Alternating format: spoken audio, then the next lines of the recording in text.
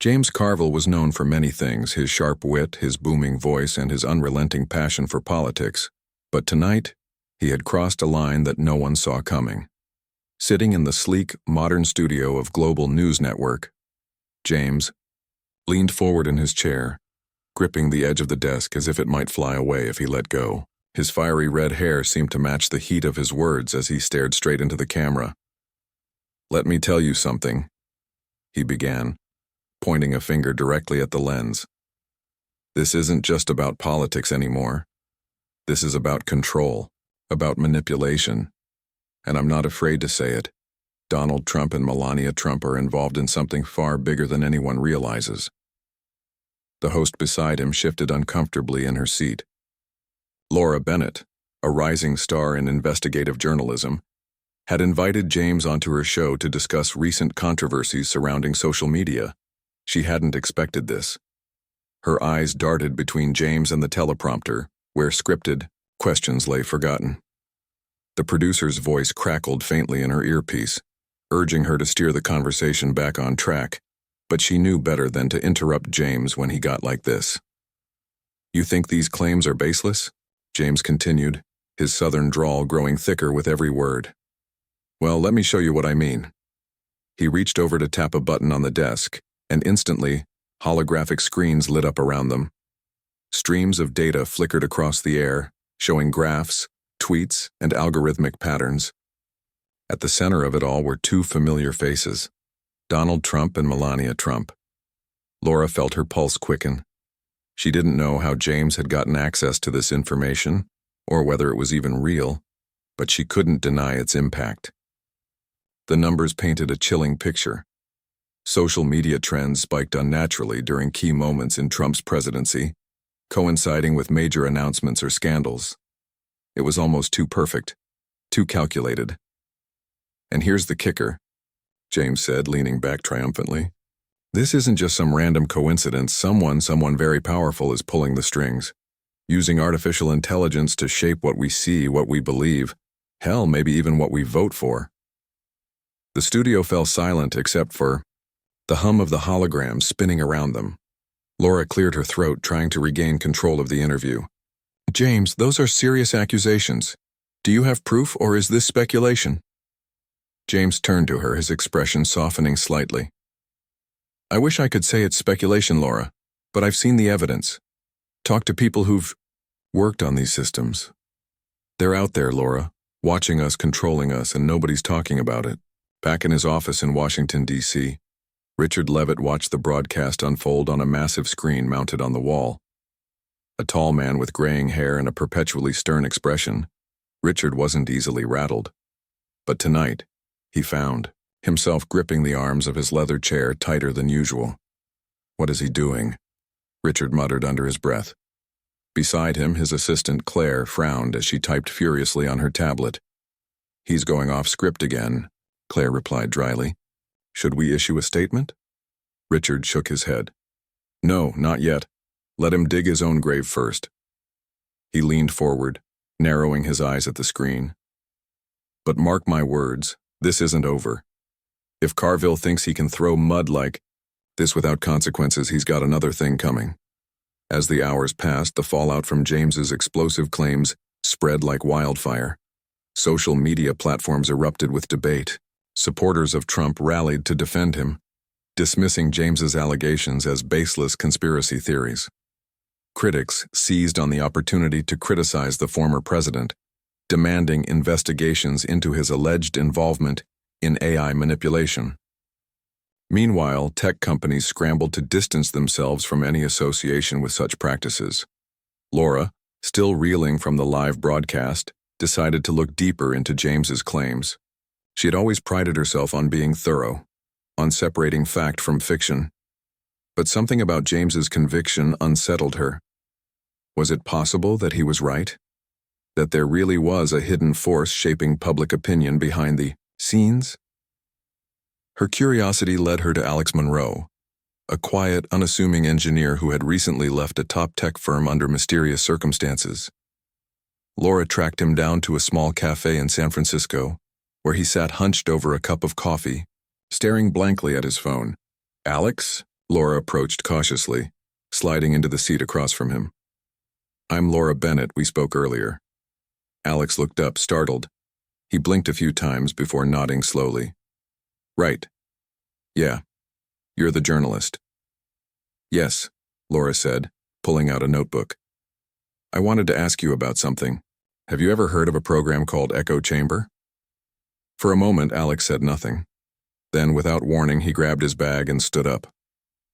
I think you should leave, he said quietly, glancing around the cafe. Wait, Laura pressed, lowering her voice. Please, I need your help. If what James Carville said tonight is true, then…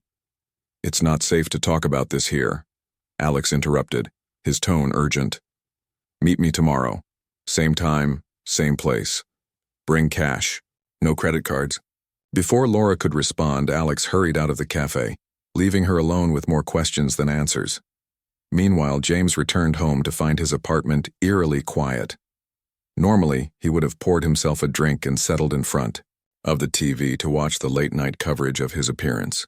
But tonight something felt off. As he walked through the living room, his phone buzzed on the counter. Picking it up, he saw a text message from an unknown number. You don't know what you're dealing with, stop digging. James stared at the screen, his heart pounding. For a moment he considered deleting the message and pretending it never happened. But deep down he knew he couldn't ignore it. Whatever he had stumbled upon, it was bigger than he'd imagined. And now, someone, or something, was watching him. Across town, Richard Leavitt received a similar message. Unlike James, however, Richard wasn't one to be intimidated. He forwarded the text to his security team with a single-word reply. Trace. By morning, the nation was buzzing with speculation. Some dismissed James's claims as paranoia, while others demanded answers. What no one realized was that the truth was far stranger and far more dangerous than anyone could have guessed.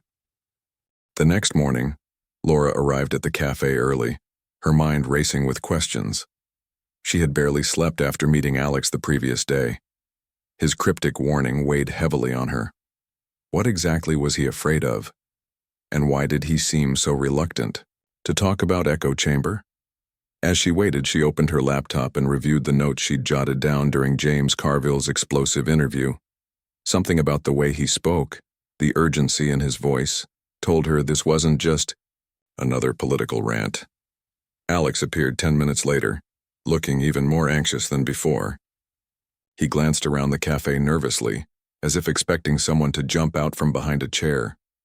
When he finally sat down, he pulled his hood over his head and leaned closer to Laura. You shouldn't have come back, he whispered. This isn't safe. I can handle myself, Laura replied firmly, sliding a wad of cash across the table.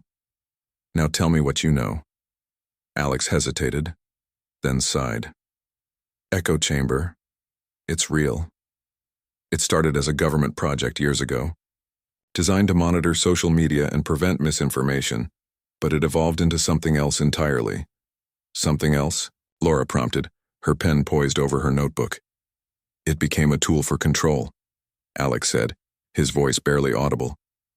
They use predictive algorithms to shape narratives, to influence what people think, how they vote, even how they feel. It's not just about stopping lies anymore, it's about creating them. Laura felt a chill run down her spine. Who's they? Alex shook his head. I don't know all the details. That's above my pay grade. But I do know that Nexus Group is involved. Nexus Group? Laura repeated, furrowing her brow. What's that? It's a think tank, or at least that's what they call themselves, Alex explained. But really, it's a front for some of the most powerful people in the world. Politicians, tech CEOs, military leaders, they're all connected.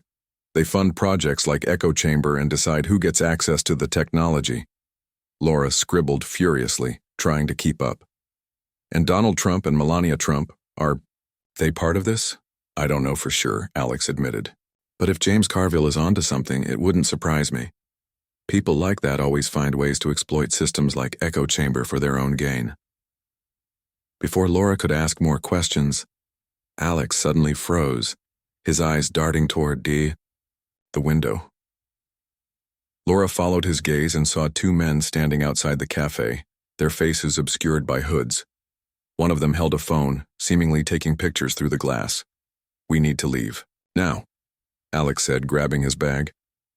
Without waiting for a response, he stood up and hurried toward the back exit, motioning for Laura to follow. Heart pounding, Laura grabbed her laptop and followed him into the alley behind the cafe. The cold, rain soaked through her jacket almost instantly, but she didn't care. Survival instincts kicked in as they darted down the narrow passageway, putting as much distance as possible between themselves and whoever was watching.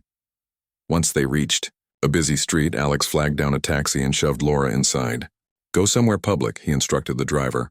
"A library, a mall, anywhere crowded." As the taxi sped away, Laura turned to Alex. "Who were those guys?" "I don't know," he admitted.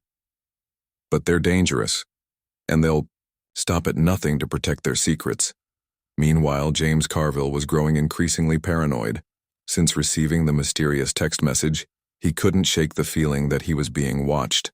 Every time he left his apartment, he swore he saw the same black SUV parked nearby. Calls came in from blocked numbers, only to disconnect when he answered. Even his closest friends seemed hesitant to return his messages. Frustrated and scared, James decided to reach out to an old acquaintance, Richard Leavitt. Though they were bitter rivals, James knew Richard had connections and resources that might help him figure out what was going on. To his surprise, Richard agreed to meet him. The two men arranged to rendezvous at a quiet park on the outskirts of Washington, D.C., far from prying eyes. When James arrived, Richard was already there, pacing back and forth under a grove of trees. "This better be good, Carville," Richard said sharply, folding his arms across his chest. "You've caused enough trouble already." "I didn't ask for your opinion," James shot back. "I asked for your help." Richard raised an eyebrow. "Help with what?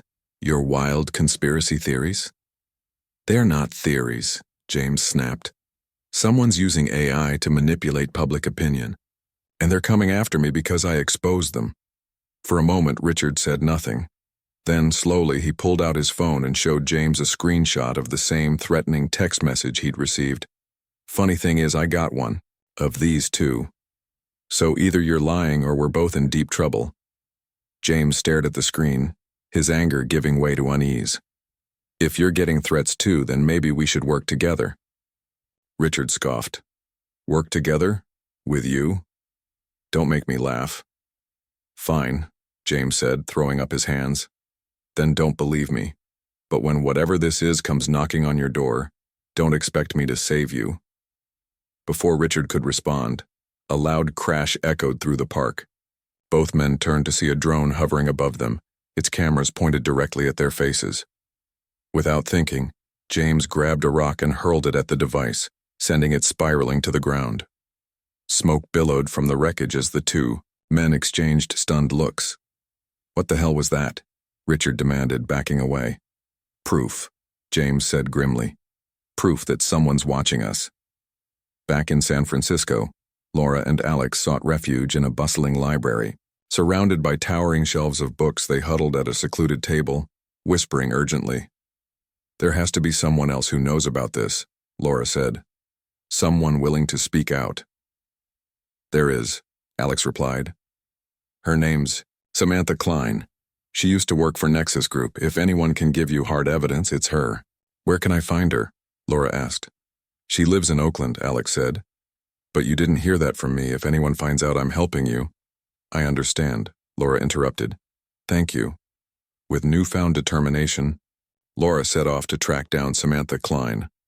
Little did she know she was walking straight into the heart of the storm, and that the truth she sought would come at a price neither she nor anyone else could have anticipated. By the end of the day, 3 lives had been irrevocably changed. James Carville and Richard Leavitt, once sworn enemies, found themselves united against a common foe. Laura Bennett, driven by a journalist's instinct for uncovering the truth, risked everything to expose a conspiracy that went far beyond anything she'd imagined. And somewhere in the shadows, Nexus Group watched, waiting for the perfect moment to strike. Laura Bennett arrived in Oakland late that evening, her nerves stretched thin after hours of driving. The address Alex Monroe had given her led to a modest apartment building tucked away on a quiet street. It wasn't the kind of place you'd expect to find someone involved in high-stakes conspiracies, but Laura had learned long ago not to judge a book by its cover. She knocked cautiously on the door of apartment 4B, glancing around to make sure no one was watching. After a moment, the door cracked open, revealing a woman with curly blonde hair and piercing green eyes. Samantha Klein didn't look like a whistleblower. She looked tired, wary, and ready to bolt at any second. "Are you Laura?" Samantha asked, her voice low. "Yes," Laura replied, holding up her hands to show she meant no harm. "Alex sent me." Samantha hesitated before stepping aside to let Laura in. The apartment was cramped and smelled faintly of stale coffee. Papers were scattered everywhere, along with empty takeout containers and half-empty mugs. Multiple computer screens lined the walls, each displaying streams of data, news headlines, and encrypted files. "What do you want?" Samantha asked, closing the door behind them. "I need your help," Laura said, pulling out her notebook. "Alex told me about Echo Chamber and Nexus Group. I think they're manipulating public opinion using AI. If what James Carville said on TV is true, then this goes way beyond politics." Samantha sighed and sank into a chair, running a hand through her messy hair. "You have no idea what you're dealing with," she muttered. "Nexus Group isn't just some shadowy organization. They're untouchable. They've got connections everywhere, government agencies, tech companies, even foreign governments. Exposing them won't just ruin careers, it'll get people killed. But someone has to try," Laura insisted. "If we don't stop them, who will?" Samantha studied her for a moment, weighing her options. Finally, she nodded. "Okay, but if you're serious about taking them down, you'll need proof, hard proof, and I might know where to find it." Over the next few hours, Samantha explained how Nexus Group operated. She described how Echo Chamber had started as a well-intentioned project aimed at combating misinformation online. At first, the algorithms were used to identify false information and flag it for removal. But soon, higher-ups realized the potential for something more sinister. They figured out they could use the same tools to create narratives instead of just stopping them, Samantha said, pulling up a series of graphs on one of her monitors. By feeding specific data into the system, they could amplify certain ideas while burying others. It wasn't random, it was calculated, strategic. Laura leaned closer, her eyes scanning the charts. "So they're not just influencing opinions, they're shaping reality itself." "Exactly," Samantha confirmed. "And once they perfected the technology, they sold it to the highest bidders. Politicians, corporations, anyone with enough money to buy control over public perception." "Like Donald Trump and Melania Trump?" Laura asked. Samantha shrugged. "Maybe. Like I said, Nexus Group doesn't discriminate. As long as you can pay, they'll give you access."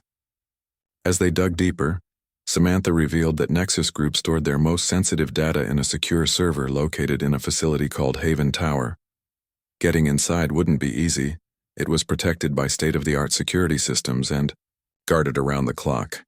But if they could retrieve the files stored there, they'd have all the evidence they needed to expose the conspiracy. "We'll need help," Samantha admitted. "This isn't a one-person job." Laura thought about James Carville and Richard Leavitt. Despite their differences, both men had first-hand experience with the threats Nexus Group posed. Maybe, just maybe, they could convince them to join forces. Meanwhile, James and Richard were holed up in a safe house on the outskirts of Washington, D.C., trying to piece together what they knew. The drone attack in the park had shaken them, both forcing them to confront the possibility that they were dealing with something far bigger than either of them had imagined. "This is insane," Richard muttered, pacing back and forth.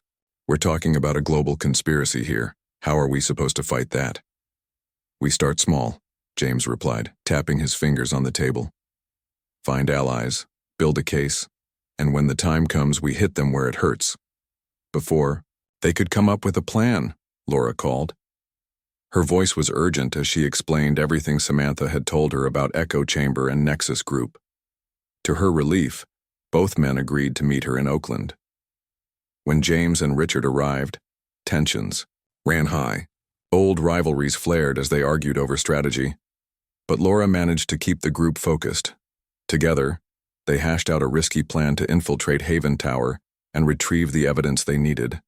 Daniel Harper, a cybersecurity expert recommended by Samantha, joined the team to handle the technical side of the operation. With his expertise, they hoped to bypass Haven Tower's defenses without triggering alarms. But even with Daniel's skills, success was far from guaranteed. The night before the mission, the group gathered in Samantha's apartment to finalize their preparations. Everyone was on edge, knowing full well the dangers ahead. Laura tried to stay optimistic, reminding herself why they were doing this. James stared out the window, lost in thought, while Richard pored over blueprints of the facility. Samantha kept checking her phone, expecting another threat or warning to come through at any moment. As dawn approached, they loaded into a van and headed toward Haven Tower. The streets were eerily quiet, the city still asleep. None of them spoke. The weight of what they were about to attempt hung heavily in the air. When they reached the facility, Daniel worked quickly to disable the external cameras and unlock the main entrance. One by one, they slipped inside, sticking to the shadows as they made their way deeper into the building. Every step felt like a gamble, every sound a potential alarm. Finally, they reached the server room. Daniel plugged his laptop into the system and began extracting the files. Minutes ticked by agonizingly slowly, each one feeling like an eternity. Just as he finished, the lights flickered and a robotic voice echoed through the halls. Intruder alert. Security teams dispatched. Panic surged through the group as they realized they'd been caught. Grabbing the hard drive, they sprinted toward the exit, dodging guards and narrowly avoiding capture. By the time they escaped, adrenaline coursed through their veins. They had the evidence, but they also knew Nexus Group wouldn't stop until they silenced everyone involved. For now, though, they allowed themselves a brief moment of triumph. The truth was in their hands, and they were determined to share it with the world.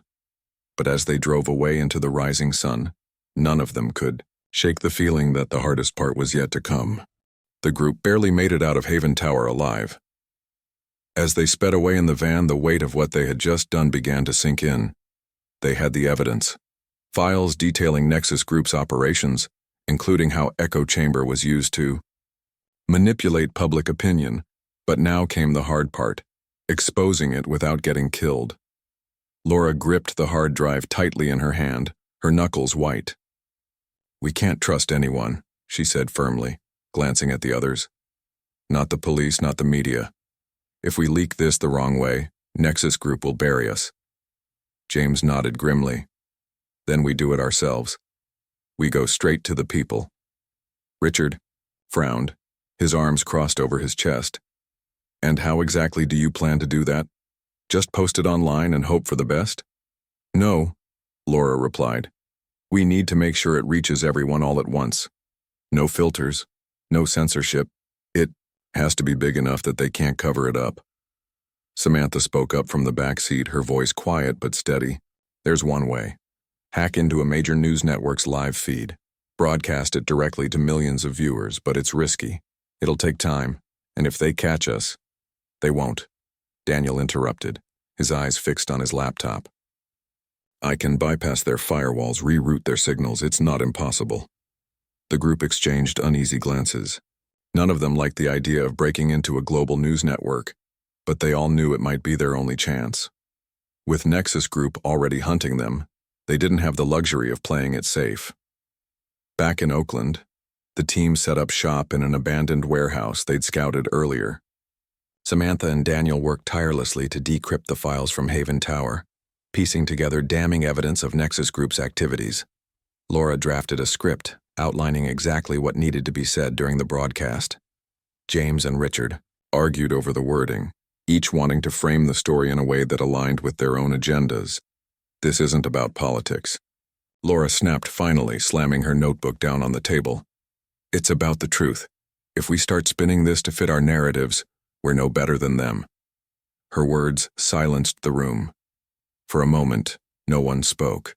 Then James sighed and nodded. "She's right. Let's stick to the facts." As the hours passed, the tension grew thicker. Every sound outside, the distant wail of sirens, the rumble of thunder made them jump. They knew Nexus Group wouldn't stop until they found them. By morning, everything was ready.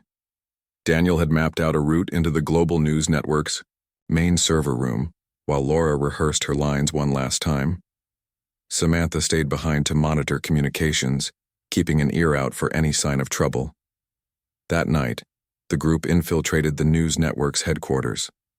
Dressed in black and moving with practiced precision, they slipped past security guards and disabled cameras along the way. Daniel led them to the server room where he quickly connected his laptop to the system. "Give me 5 minutes," he whispered, his fingers flying across the keyboard. "Once I'm in, we'll have full control of the live feed." While Daniel worked, Laura stood by the main console, preparing to deliver the message that could change everything. James and Richard flanked her, ready to step in if anything went wrong. The air was thick with anticipation, every second feeling like an eternity. Finally, Daniel gave a sharp nod. "We're live." Taking a deep breath, Laura stepped in front of the camera. Her face appeared on screens around the world as she began to speak. "Good evening. My name is Laura Bennett, and tonight, I'm here to tell you the truth about something that affects every single one of us. What you're about to see is evidence of a conspiracy to manipulate your thoughts, your beliefs, even your votes, using artificial intelligence." Behind her, holographic screens lit up, displaying documents, graphs, and video clips pulled from Nexus Group's servers. The footage showed how algorithms were used to amplify certain political messages while suppressing others. It revealed contracts signed by powerful figures, including high-ranking government officials and tech executives, and it exposed the inner workings of echo chamber, proving beyond doubt that public opinion had been shaped by forces far beyond anyone's control. As the broadcast continued, chaos erupted worldwide. Social media platforms flooded with reactions ranging from outrage to disbelief. Lawmakers scrambled to respond, issuing statements condemning the allegations while privately wondering how much damage had already been done. Protesters took to the streets demanding accountability and transparency, but the victory was short-lived. Within minutes of the broadcast, Nexus Group launched its counterattack. Across the country, power grids failed, plunging cities into darkness. Communication networks collapsed, cutting off access to phones and the internet. Emergency broadcasts warned of cyber attacks, urging citizens to stay indoors. Martial law was declared in several major cities with military vehicles rolling through the streets. Inside the newsroom, alarms blared as armed agents stormed the building. The group barely escaped, fleeing through underground tunnels and emerging into the chaos above. Laura clutched the hard drive tightly, knowing it was their only leverage now. "We need to split up," James said, his voice grim. "They'll come after all of us. Alone we stand a better chance." "No," Laura insisted. "We stick together. That's the only way we survive this." Before they could argue further, a gunshot rang out. Ducking behind a car, they turned to see agents closing in, their weapons drawn. James stepped forward, raising his hands. "Take me," he shouted. "Let the others go." For a moment, everything seemed to freeze. Then, without warning, James bolted, drawing the agent's attention away from the group. Bullets whizzed past as he disappeared into the shadows. "James!" Laura cried, reaching out instinctively. "There's nothing we can do," Richard said, pulling her back. He made his choice. Tears streamed down Laura's face as they ran, leaving James behind. She didn't know if he would make it out alive, but she couldn't dwell on it now. They still had work to do. Hours later, the group regrouped at a safe house on the outskirts of the city.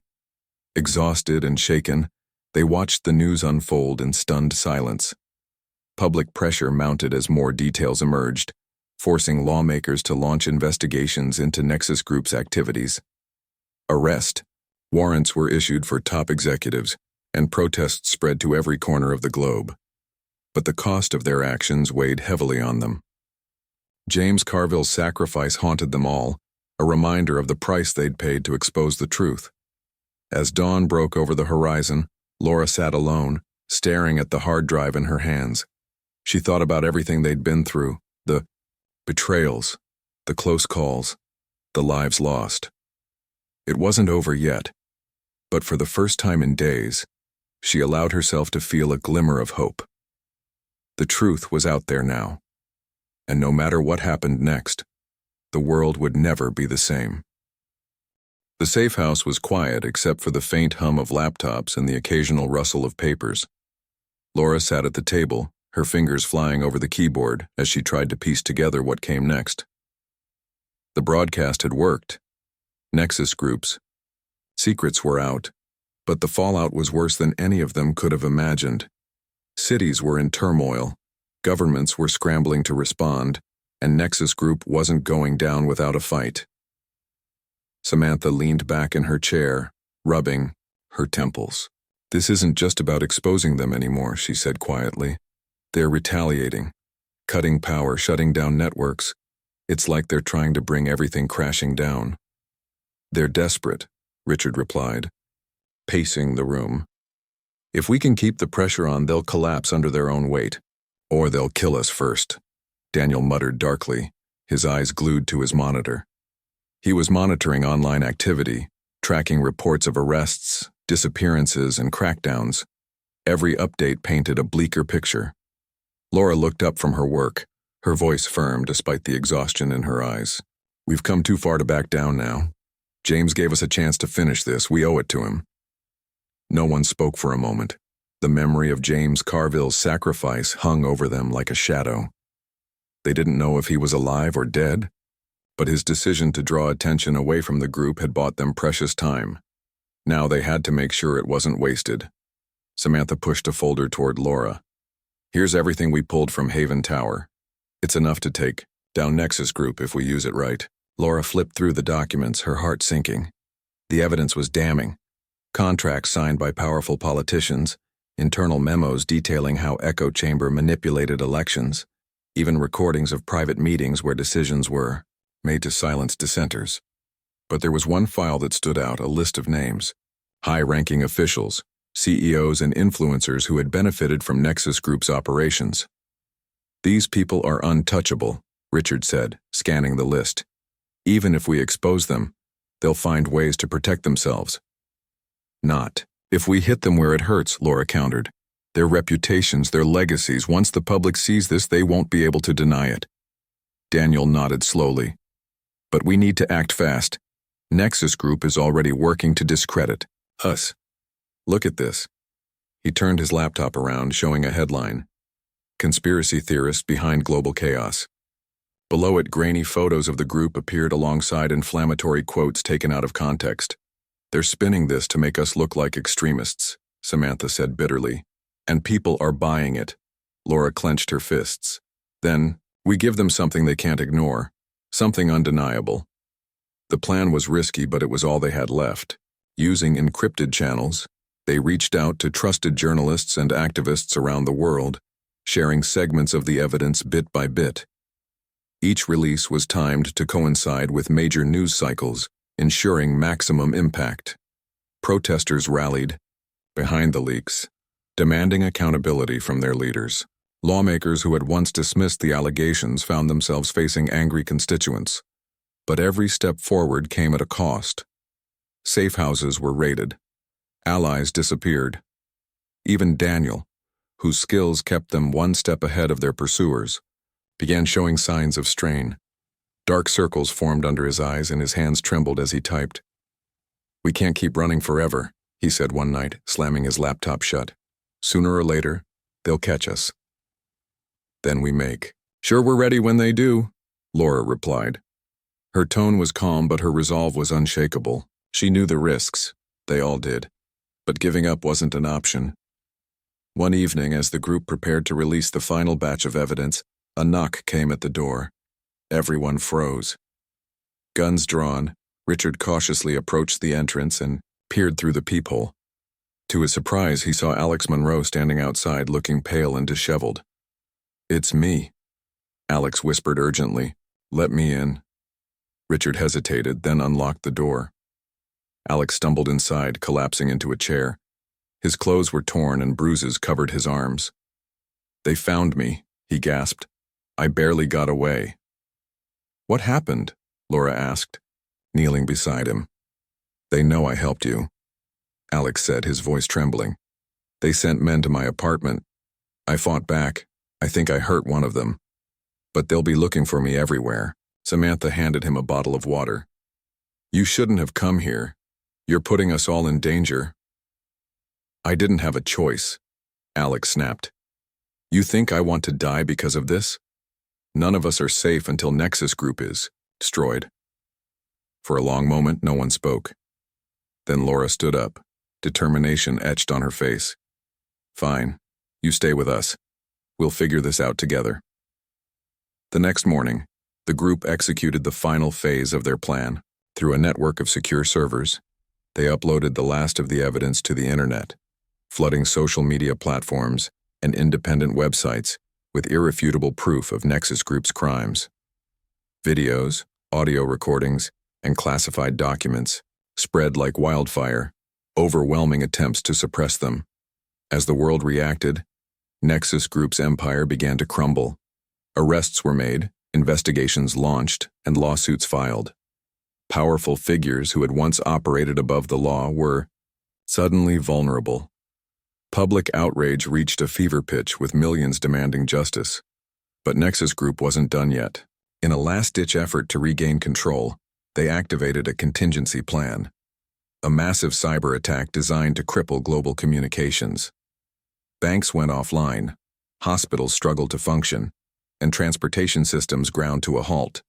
Panic spread as society teetered on the brink of collapse. Inside the safe house, the group watched the chaos unfold on a portable TV. Despite their efforts, they couldn't stop the attack. Laura felt a wave of guilt wash over her. Had they gone too far? Was this their fault? No, Richard said firmly, reading her expression. This is on them. They chose to destroy everything rather than face the truth. He's right, Samantha added. We did what we had to do. The rest is up to the people. As the hours passed, the tide began to turn. Grassroots movements sprang up, organizing relief efforts and resisting Nexus Group's influence. Hackers countered the cyber attacks, restoring critical services piece by piece. Slowly but surely, order started to return.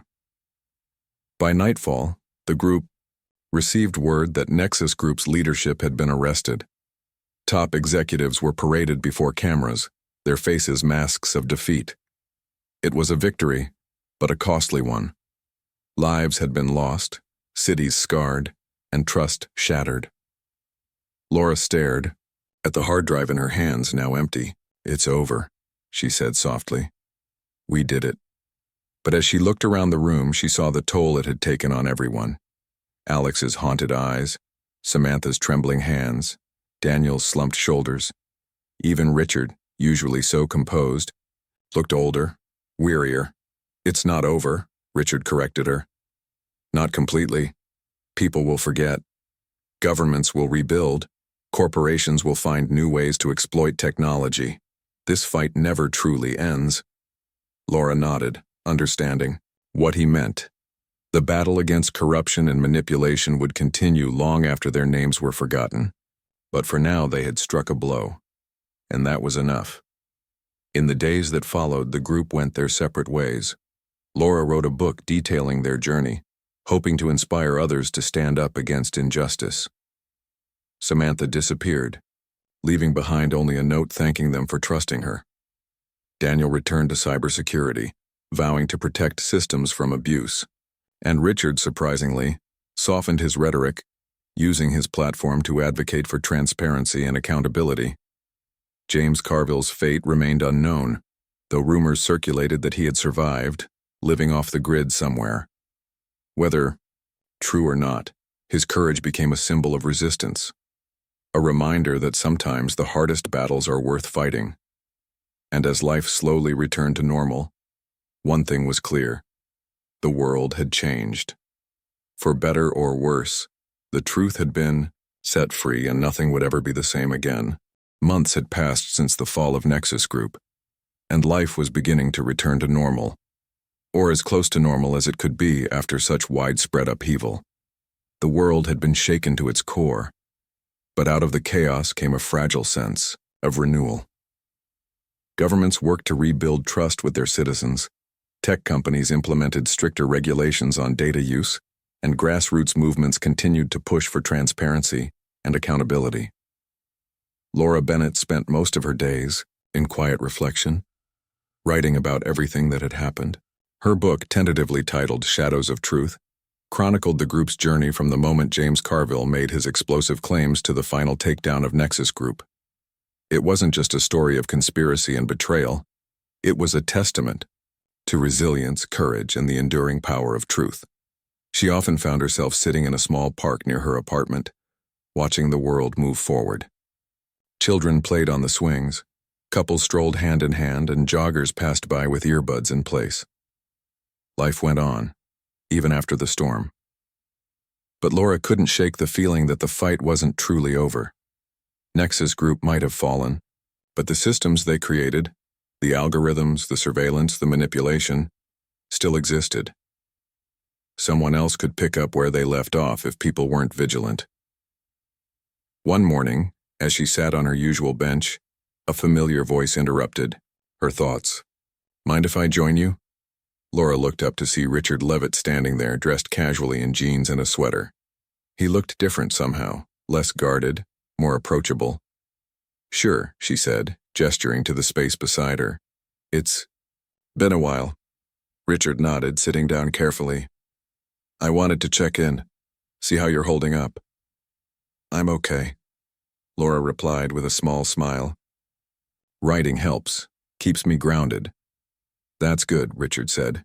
"You deserve some peace after everything." They sat in silence for a moment, listening to the sounds of the park. Finally, Richard spoke again. "Do you ever wonder, what would have happened if we hadn't done it? If we'd let Nexus Group keep going?" "All the time," Laura admitted. "But then I think about all the lives they touched, the elections they influenced, the lies they spread. We had to stop them, even if it cost us." Her voice trailed off, and Richard didn't press her to finish. They both knew the price. They'd paid, friendships tested, scars that wouldn't heal, and the loss of James Carville, whose fate remained a mystery. Elsewhere, Samantha Klein had started a new life under a different name. She kept a low profile, working as a librarian in a quiet town far from the chaos she'd left behind. At night, she sometimes dreamed of Haven Tower, of the files she'd helped uncover, of the faces of those who had trusted her. But during the day, she focused on the present, finding solace in books and the simple routines of small-town living. Daniel Harper, too, had moved on. He joined a nonprofit organization dedicated to protecting digital privacy and combating misinformation online. His work gave him purpose, though he still struggled with the memories of what they'd endured. Late at night, when sleep eluded him, he tinkered with old computers, building projects that reminded him of simpler times. As for Alex Monroe, no one heard from him again after the group disbanded. Some speculated that he'd gone into hiding, while others believed he'd simply vanished like so many others caught in the crossfire. His absence weighed heavily on Laura, who often wondered if she should have done more to protect him. The public reaction to the scandal was mixed. While many celebrated the exposure of Nexus Group, others questioned whether the ends justified the means. Debates raged about the role of technology in society, the ethics of artificial intelligence, and the balance between security and freedom. Politicians promised reforms, but skeptics warned that promises were easy to make and harder to keep. Despite the uncertainty, there were signs of progress. Independent watchdog groups sprang up, monitoring governments and corporations for signs of abuse. Journalists like Laura inspired a new generation of reporters to dig deeper, ask tougher questions, and hold power accountable. And ordinary citizens, armed with knowledge and determination, began demanding change. One evening, as Laura finished the last chapter of her book, she received an unexpected email. The subject line read, "From James." Her heart raced as she opened it, half expecting spam or a cruel prank. Instead, she found a brief message. "If you're reading this, it means I made it. Don't worry about me. I'm exactly where I need to be. Keep fighting the good fight, Laura. The world needs people like you." There was no signature, no way to trace the sender. But Laura didn't care. Tears streamed down her face as she read the words over and over again. James was alive. That was enough. In the weeks that followed, Laura published her book to widespread acclaim. Critics praised its honesty and depth, calling it a wake-up call for anyone complacent about the dangers of unchecked power. Readers wrote to her, sharing stories of how her words had inspired them to take action in their own communities. Richard reached out one last time, congratulating her on her success. "You've done something remarkable," he told her. "Don't stop now." "I won't," Laura promised. "None of us will." And she meant it. The fight against corruption and manipulation would never truly end, but neither would the resolve of those willing to stand up and speak out. For every shadow cast by greed and ambition, there was a spark of hope, a reminder that truth, however fragile, could still shine through. Years later, when asked about her experience, Laura always gave the same answer. "We didn't win because we were perfect. We won because we refused to give up." And that's something worth remembering. The world had changed, shaped by the actions of a few brave individuals who dared to challenge the status quo. Mistakes were made, sacrifices were endured, and lessons were learned. But in the end, the truth prevailed, not because it was easy, but because it mattered. And as long as people cared enough to seek it, the shadows would never fully take hold.